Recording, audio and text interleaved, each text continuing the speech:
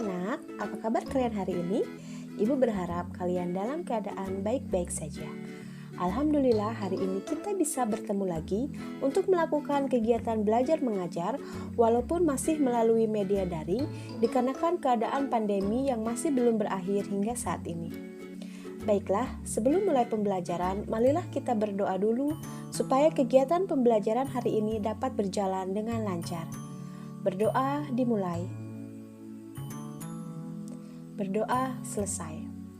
Anak-anakku yang ibu cintai, hari ini kita masih belajar di tema 6, namun sekarang kita berlanjut ke subtema 2 pembelajaran pertama. Masih tentang perpindahan kalor di sekitar kita. Mari sama-sama kita perhatikan bacaan yang ada di layar HP kalian. Hari ini Siti libur sekolah. Siti dan ibu memasak bersama di dapur. Siti membantu ibu membuat tumis kangkung kesukaannya. Ibu meletakkan wajan di atas kompor, kemudian menyalakan api kompor. Tidak berapa lama, ibu menuangkan sedikit minyak goreng ke dalam wajan. Siti diminta menunggu wajan tersebut sampai minyak goreng di dalam wajan itu panas. Tak berapa lama, timbul gelembung kecil dalam minyak goreng. Saat itulah Siti tahu bahwa minyak goreng itu telah cukup panas. Dari bacaan tadi, kita dapat tahu bahwa terjadi perpindahan panas dari api menuju ke wajan. Hal itu menyebabkan wajan yang tadinya tidak terasa panas akan terasa panas akibat energi yang disalurkan dari api ke dalam wajan. Sekarang, mari sama-sama kita perhatikan gambar berikut. Tahukah kamu mengapa api kompor dapat memanaskan air dalam panci sehingga sayuran yang ada di dalamnya menjadi matang? Ketika kamu memasak sayuran, panas dari api kompor berpindah ke dalam panci. Kemudian, panas tersebut berpindah ke dalam air sehingga air menjadi panas dan sayuran yang ada di dalamnya juga menjadi matang. Itulah salah satu contoh perpindahan panas dalam kehidupan sehari-hari. Sekarang mari kita lihat ilustrasi selanjutnya. Letak matahari dari bumi itu sangat jauh, yaitu sekitar 152.100.000 kilometer. Akan tetapi, panas dari matahari dapat berpindah atau merambat ke bumi sehingga kita dapat merasakan hangatnya sinar matahari. Kenapa itu bisa terjadi? Ya, itu terjadi karena adanya proses perpindahan panas dari matahari menuju ke bumi sehingga kita dapat merasakan hangatnya sinar matahari di pagi hari sampai siang hari. Panas itu berpindah dari benda yang bersuhu tinggi ke benda yang bersuhu rendah. Perpindahan panas terjadi melalui 3 cara. Yang pertama adalah konduksi, yang kedua adalah konveksi, dan yang ketiga adalah radiasi. Apa itu konduksi? Konduksi adalah perpindahan panas tanpa disertai perpindahan zat perantaranya. Contoh konduksi adalah panci logam yang panas karena diletakkan di atas kompor yang berapi. Sementara konveksi adalah perpindahan panas yang disertai dengan perpindahan bagian zat perantaranya. Contoh peristiwa dari konveksi misalnya air di dalam panci yang dipanaskan hingga mendidih. Yang ketiga adalah radiasi. Radiasi adalah perpindahan panas dengan pancaran yang tidak membutuhkan zat perantara. Peristiwa radiasi yang terjadi sehari-hari adalah sinar matahari yang sampai ke bumi dan menghangatkan udara serta makhluk hidup di bumi. Sekarang kita akan membahas lebih detail, lebih jelas tentang perpindahan panas secara konduksi.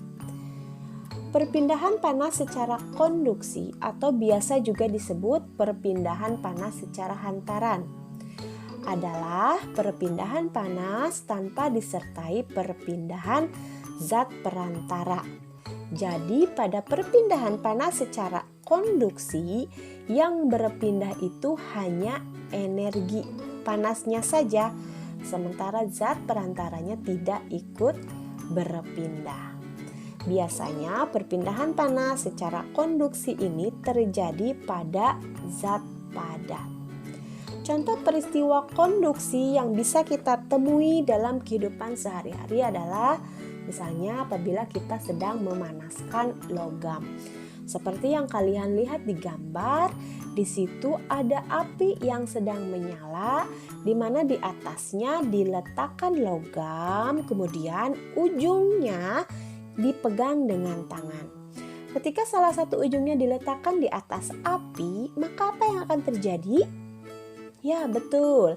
Maka yang akan terjadi adalah ujung logam yang disimpan di atas api akan terasa panas karena ada perpindahan panas dari api menuju ke logam. Lalu bagaimana dengan tangan yang memegang ujung logam satunya? Apakah juga akan terasa panas? Ya, betul sekali.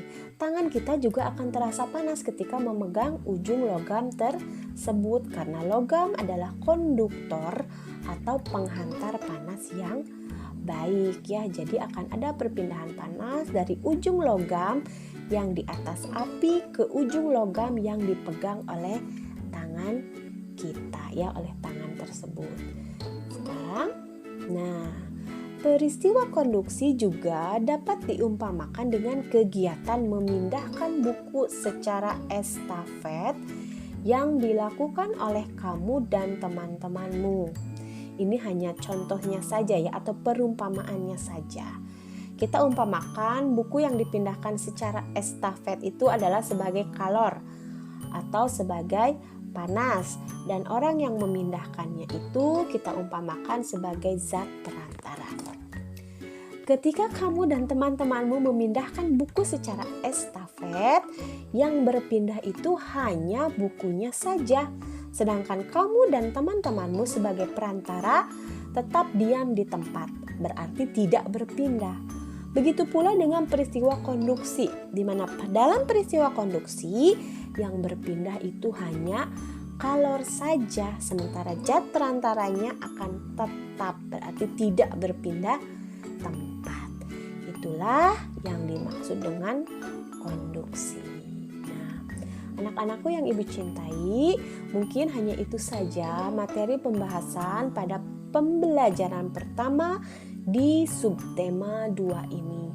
Untuk lebih meningkatkan pemahaman kalian tentang materi hari ini, nanti akan ada soal, akan ada percobaan yang harus kalian lakukan, yang akan ibu share atau ibu bagikan melalui WhatsApp group ya.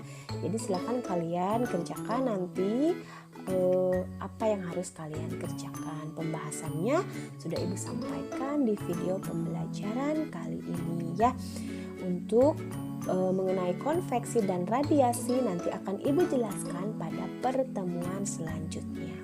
Apabila ada hal-hal yang kurang dimengerti, silahkan kalian tanyakan langsung ke ibu melalui chat pribadi atau melalui WhatsApp group juga tidak apa-apa ya.